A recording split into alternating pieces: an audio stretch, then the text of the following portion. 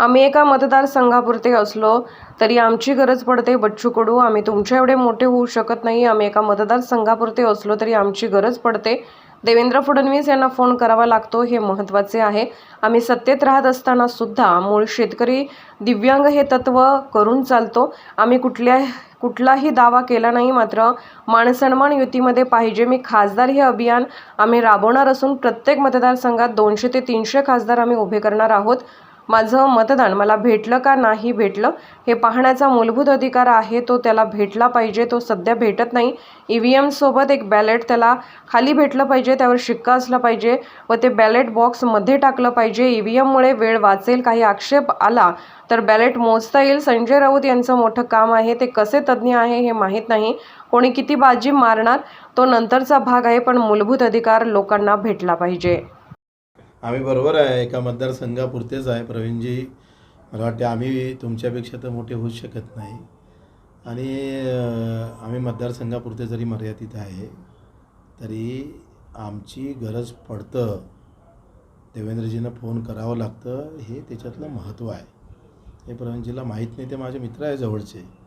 त्याच्यानं आम्ही सत्तेत राहत असतानासुद्धा मूळ शेतकरी, मजूर, दिव्यांग हे काही तत्त्व घेऊन चालतो आम्ही. त्याच्यावर जेव्हा जेव्हा बाधा होते तेव्हा आम्ही बोलतो आहे. ते काही कडू लागत असेल तर तेवढं पचवून घ्यायची ताकद सगळ्यांना ठेवली पाहिजे. बघ, महायुतीचं जागा वाटप अजून झालेलं नाही आणि ते पण दावा केलेला आहे अमरावतीवर. नाही, आम्ही दावा गिवा केला नाही. आमचं असं म्हणणं आहे का मान सन्मान युतीमध्ये पाहिजे आणि चर्चा ह्या सगळ्या गोष्टी होत नसेल तर आम्ही म्हटलं ना, मी खासदार आणि आमचे 200-300 एका मतदारसंघात मी खासदार म्हणून उमेदवार राहील, अशा पद्धतीने समोर जाऊ आपण. त्याच्यानं कोणासोबत म्हटल्यापेक्षा आमचं असं म्हणणं आहे का बॅलेट मी मतदान करतोय, माझं मतदान मला भेटलं का नाही भेटलं हा मूलभूत अधिकार आहे प्रत्येक मतदाराचा, तो त्याला भेटला पाहिजे. तो सध्या भेटत नाही. माझं मतदान मी मारल्यानंतर, बटन दाबल्यानंतर ते कोणाला भेटलं हे जर साधं त्याचा अधिकार त्याला भेटलं तर ही लोकशाहीचं पतन आहे. लोकशाही पतन झालं तर राष्ट्राचं पतन होईल. मला असं वाटते का ते खरंच लढत असेल तर आपण त्यांच्यासोबत राहू, काय हरकत आहे.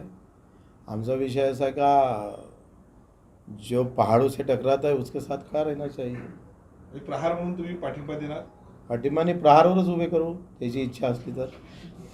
म्हणते असं संजय राऊत 200च्या वर. संजय भाऊचं काय मोठं काम आहे, ते कसे तज्ज्ञ आहे काय मला माहीत नाही. आता आमचं म्हणणं कसं आहे, कोण किती बाजी मारणार नाही मारणार तो नंतरचा भाग आहे. प्रश्न काय आहे मूलभूत, आमचा काय म्हणणं आहे का मूलभूत अधिकार लोकांना भेटला पाहिजे. त्यासाठी आमची लढाई आहे, ते आम्ही करू.